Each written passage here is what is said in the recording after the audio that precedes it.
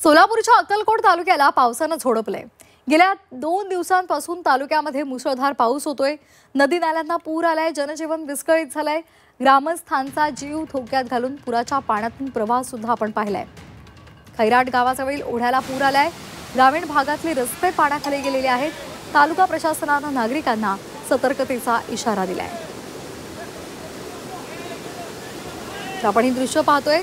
अक्कलकोटला पावसानं झोडपून काढलेलं आहे। नदी नाल्यांना पूर आलाय, जनजीवन पूर्ण विस्कळीत झालेलं आहे। मात्र हे ग्रामस्थ आपला जीव धोक्यात घालतायत आणि यातूनच हा जीवघेणा प्रवास त्यांनी केलेला आहे।